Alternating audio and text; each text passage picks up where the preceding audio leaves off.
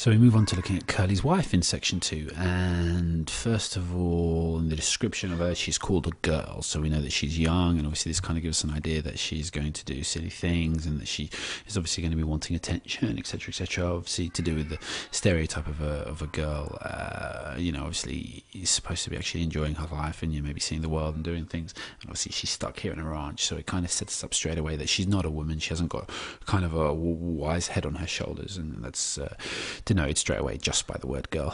She's got rouged lips, so obviously she's dressed up for some reason, and obviously we can't figure a reason other than she wants to flirt and get the attention of men. And obviously then we start to get all the red references. So first of all, we find out that her fingernails are painted in red. Maybe also that's kind of a reference, so you can take it this way if you want, that ultimately she'll have blood on her hands, obviously, because in a way she's responsible for the death of Lenny, or at least Candy seems to indicate that at the end when he has this huge go at her. But anyway, the red here is obviously directly to do with alluring, but you remember, if you kind of take things and just think about them, always quantify things that are a bit quote unquote out there with perhaps, or it could be, never say that it's definitely there. What it definitely is the fact that she's obviously dressing up to get people's attention, and obviously the red is danger and alluring and those kind of things. She wears a cotton house dress, and we know that's going to be problematic because cotton is obviously soft, and she's got red mule insteps, and they've got red ostrich feathers on them. So we've got this red. It's like signposts of danger, and attraction, obviously attraction to Lenny, poor Lenny.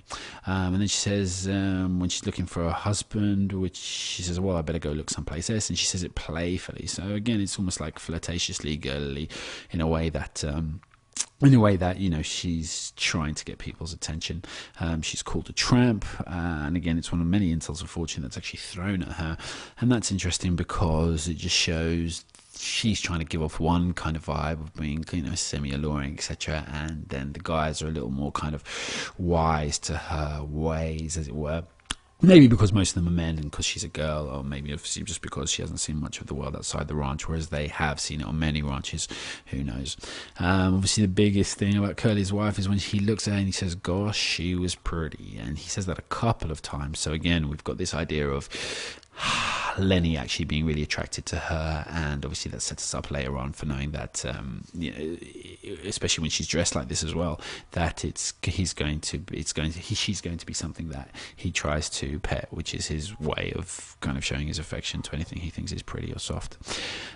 George warns him, she's a rat trap, ever I seen one. I never seen a piece of jailbait worse than her, you leave her be. So it's important there that George is actually given the command about how to deal with Curly's wife, but obviously Lenny can't actually take it all in, and obviously it's really interesting that George is signposting her. While she's been signposted here for us, she's been signposted as well completely that she's just trouble, and he wants Lenny to completely stay away from her and vice versa. So we move on then to the last of the main characters in here, and that's Slim. Slim is one of the unique characters in the book, the fact that he's near perfect. So the first thing we actually find about him, obviously he's kind of authority. He's got the same hat as the boss, and obviously the boss, who was dressing so dressing to impress, as we've seen in one of the other kind of ideas earlier. Here he has the same hat, but obviously here it's actually got a lot more authority to it. It's very clear the descriptions he has with Slim and exactly how he moves. So he moves with a majesty achieved only by royalty and master craftsman. So just showing how highly skilled and how highly unique he is amongst these people. He looked kindly again, so it's kind of like a very soft and very kind of easygoing with people, and obviously that's why people confide in him and why people listen to him. And even like soon after meeting George, when George is given one compliment about Lenny, he Slim looks approvingly. So it's almost as if we find out that this is Slim is kind of like the alpha male of the group in the in a kind of like a in the sense of being Actually, I take back alpha male. He's not exactly aggressive with it. He's the number one guy, basically, that everyone kind of looks up to. We're told that he's the lawgiver, and we're told that all kind of things that actually denote his authority.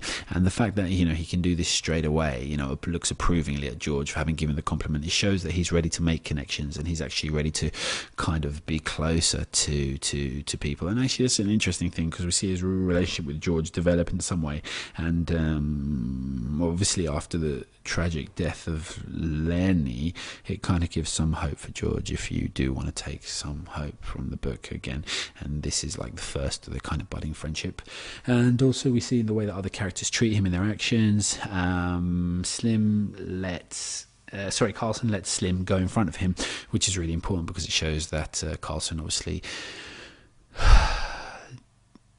understands his authority and actually believes in his authority, and therefore lets him go first. Or it could just be like a simple mark of respect for someone that you do respect. And that's really interesting, because everyone on the ranch actually has this kind of feeling and action towards Slim.